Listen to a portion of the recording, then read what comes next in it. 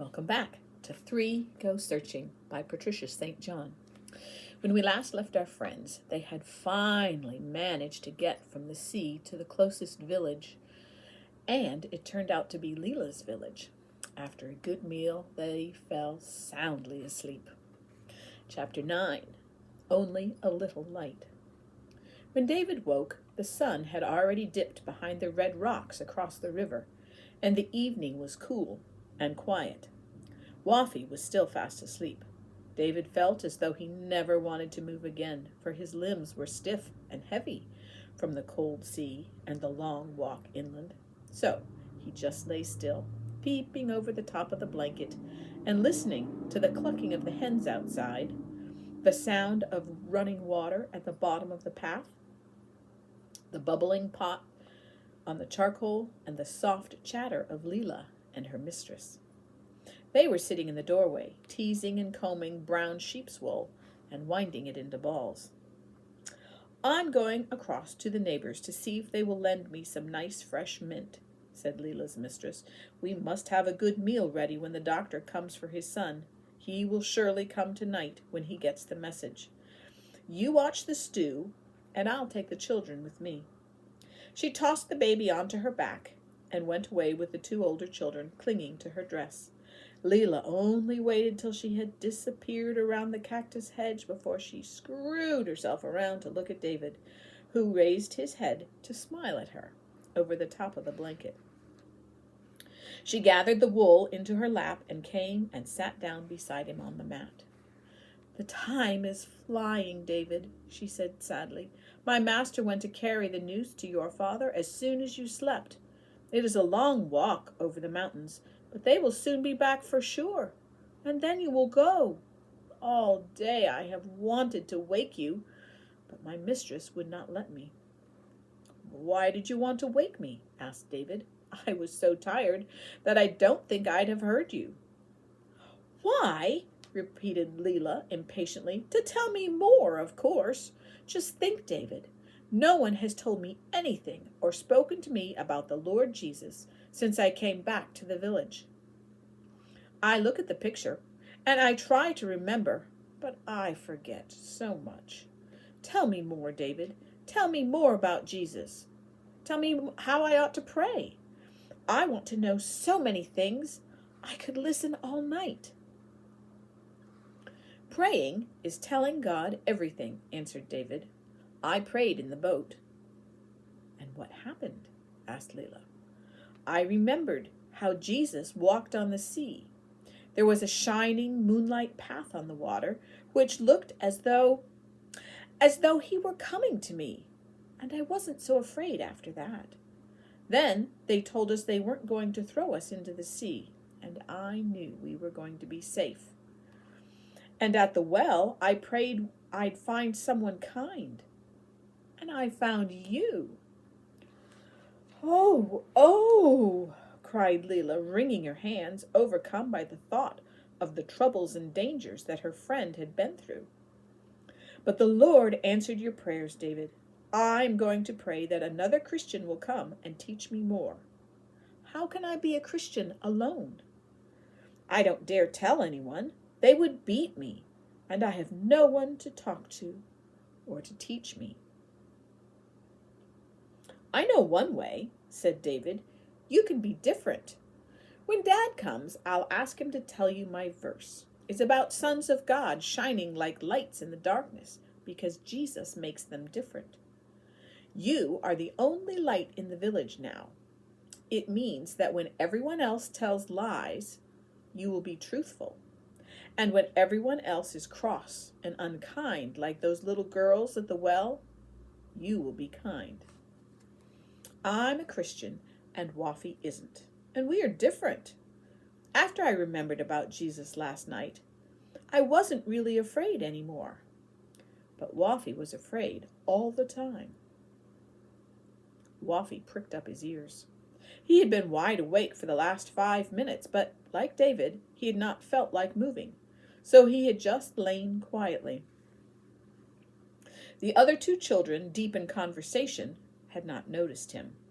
He had not listened much to the first part of their talk, but the last sentence struck him forcibly, because it was true.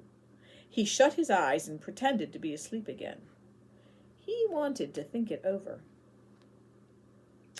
David was younger than he was, yet he, Wafi, had been almost out of his mind with fear. And David had seemed quiet and calm after the moon came out. Could it be that this Jesus, who David sometimes talked about, could take away the fear of death and darkness? Had there really been someone there all the time? Someone Wafi didn't know, but David did, who had saved and comforted and guided. If so, Wafi wished he knew him too. He still could not think about that black, lonely ocean without terrible shudders of horror. But David apparently did not remember the horror as much as he remembered the person who had been there. The perfect person Wafi did not know. There were so many evil, frightening things in life. Wafi knew much more about them than David did. It would be good to have someone always close to you, to keep you safe and to look after you. One day, perhaps, when they were back in the shelter of the garden, he would ask David all about it. He lay half thinking, half dreaming, and the other two chatted on. The little hut was almost dark now, but through the open doorway they could see a patch of yellow sky. The air was warm and fragrant with the steam of the partridge stew, and very soon Leela's mistress came back with her babies toddling behind her and lighted the lamp. Wafi stopped pretending to be asleep, and they drew the mat up to the fire and gathered around the glowing charcoal. And all the time David was straining his ears for the sound he knew would come soon, and for which he felt he could wait no longer. Just before dark it came. First, there was a sound of barking of dogs. Then the voices of men, and David shot out of the door and across the mud yard, scattering the hens right and left, and fell into his father's arms just as he appeared through the gap in the prickly pear hedge. His father hugged him and hugged him as though he would never let him go again. Wafi's father was there too, and he pushed them both aside and strode forward to find his own son. "Dad," whispered David, still holding him tightly, "you won't tell the police about us, will you, or let them ask questions about us? He is a kind man, and we promised." His father laughed. "The men were caught this morning, Davy," he said. "Mercifully, Wafi had told his father about that little boat. We knew you had gone to the beach, and he guessed you might have gotten mixed up with a gang of gun raiders. By midnight, the whole coast was being patrolled, and the roads to the frontier, too.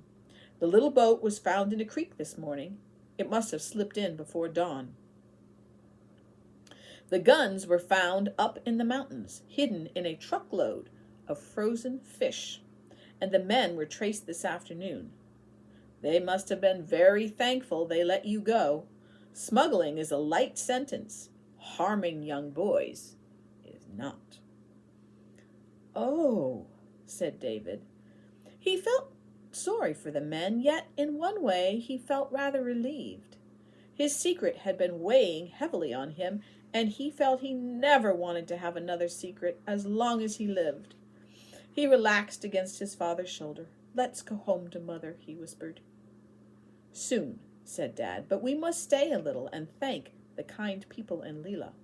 Mother knows you are safe, so we need not be in too great a hurry." Indeed, it was no good being in too great a hurry. I forgot to show you the picture.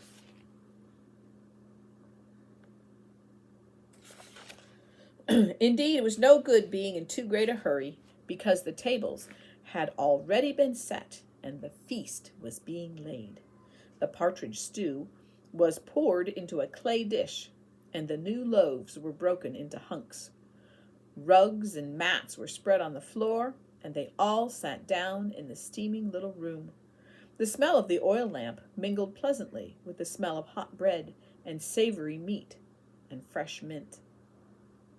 The men, each with a little son leaning against him, gathered around, and Leela and her mistress sat a little apart, ready to serve, and prepared to brew the tea.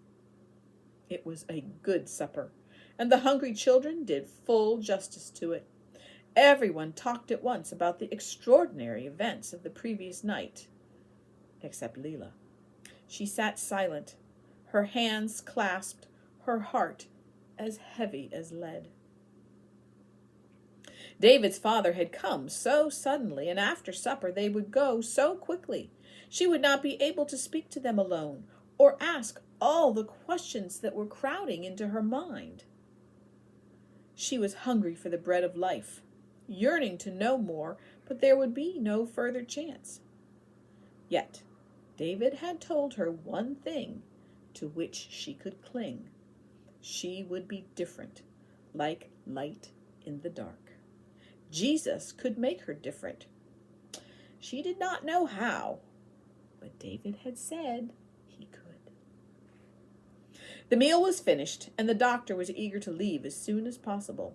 He rose, thanking his kind host, and Leela glided to his side and looked up into his face, her eyes bright in the lamplight with unshed tears.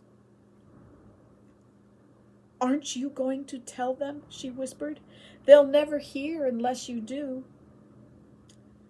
He hesitated. He knew his wife would be getting very anxious, and the rough mountain roads would make driving difficult in the dark. But as he stood looking down into the child's imploring face, there was a rustle and a whispering outside, and the sound of bare feet plodding across the mud. A dog barked. A baby began to cry. The feet halted. "Who's there?" called Leela's master. There was a moment's tense silence. Then the answer came cautiously. "It is the sick of the village. We hear the good doctor is with you." "Come in," called the host, and they pushed open the wooden door and surged into the room. A weak old man with sores on his legs, a mother carrying a skinny baby with measles, a woman shading her half-blind eyes from the light, and another mother carrying a twisted little cripple. Their faces were bright with hope and trust as they stood displaying their needs and waiting for the doctor to speak. "Listen," said David's father. "I have no medicine, and I cannot wait. Today is Wednesday. On Saturday, I will come back. I will bring my medicine, and I will bring the book that tells the way to heaven. Tell all the sick people to gather at noon. I will come." "So will I," said David. "And me," said Waffy. Leela said nothing. A little servant girl must not appear too eager, but she squeezed her hands together for joy and backed into the shadows behind the corn bin. The people were pleased too. Don't forget, surely come," they called after the doctor, when, having thanked their host again from the bottoms of their hearts, the visitors at last managed to leave. The moon had risen, and the olive trees looked ghostly silver. David and Waffy were tempted to play on the moonlight patterns, but their feet were too sore and blistered. They could only hobble.